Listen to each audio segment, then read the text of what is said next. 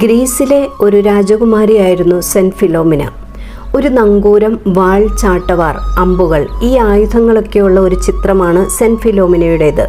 ഇതെല്ലാം എന്താണ് സൂചിപ്പിക്കുന്നതെന്ന് നമുക്ക് നോക്കാം.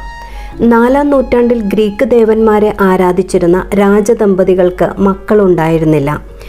ഇവരുടെ ദുഃഖമറിഞ്ഞ് കൊട്ടാരത്തിലെ ഡോക്ടറുടെ നിർദ്ദേശപ്രകാരം അവർ ക്രിസ്തുവിശ്വാസം സ്വീകരിച്ചു. പ്രാർത്ഥനയ്ക്കൊടുവിൽ അവർക്കൊരു കുഞ്ഞ് ജനിച്ചു.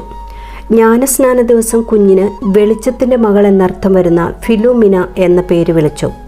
അടിയുറച്ച ക്രിസ്തീയ വിശ്വാസത്തിൽ വളർന്ന കുഞ്ഞ് അതിസുന്ദരിയായിരുന്നു.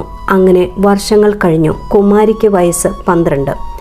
ആ സമയം ഡയോക്ലേഷ്യൻ ചക്രവർത്തി തൻ്റെ രാജ്യത്തിനെതിരെ യുദ്ധം ചെയ്യുമെന്ന് ഭീഷണിപ്പെടുത്തിയപ്പോൾ സമാധാന അഭ്യർത്ഥനയുമായി രാജാവ് കുടുംബസമേതം ചക്രവർത്തിയെ കാണാൻ റോമിലെത്തി. അവരുടെ കൂടിക്കാഴ്ചയിൽ ഫിലോമിനയുടെ സൗന്ദര്യത്തിൽ ആകൃഷ്ടനായ ചക്രവർത്തി സമാധാന ഉടമ്പടിയുടെ ഭാഗമായി മകളെ വിവാഹം കഴിക്കണമെന്നറിയിച്ചു.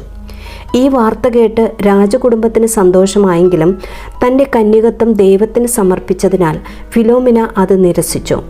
മാതാപിതാക്കൾ കേണപേക്ഷിച്ചെങ്കിലും ഫലമുണ്ടായില്ല. ചക്രവർത്തി ഇതറിഞ്ഞ് വധശിക്ഷയ്ക്ക് വിധിച്ച് ജയിലിലിട്ടു. പിറ്റേന്ന് അവളെ ഒരു തൂണിൽ കെട്ടിയിട്ടു. ചാട്ടവാറടിക്ക് ശേഷം രക്തം വാർന്ന് മരിക്കാൻ അവിടെ ഉപേക്ഷിച്ചു പോയി. അന്ന് മാലാഖമാർ വന്ന് അവളുടെ മുറിവുകളിൽ അത്ഭുത തൈലം പുരട്ടി സുഖപ്പെടുത്തി. അവൾ മരിച്ചില്ലെന്ന് കണ്ട ചക്രവർത്തി നങ്കൂരം ഫിലോമിനയുടെ കഴുത്തിൽ കെട്ടി കടലിലേക്ക് എറിഞ്ഞു. എന്നാൽ അവിടെയും മാലാഖമാരെത്തി അവളെ കരക്കെത്തിച്ചു. പിന്നീട് അമ്പെയ്തു കൊല്ലാൻ ശ്രമിച്ചെങ്കിലും അമ്പുകൾ വില്ലാളികളുടെ നേരെ തിരിഞ്ഞ് അവരെ കൊല്ലുകയാണുണ്ടായത്. ചക്രവർത്തിയുടെ ക്രൂര പീഡനങ്ങളിലും തൻ്റെ വിശ്വാസം കാത്തുസൂക്ഷിച്ച വിശുദ്ധ ഫിലോമിന ഒടുവിൽ ശിരച്ഛേദം ചെയ്യപ്പെട്ടു. ആമേൻ.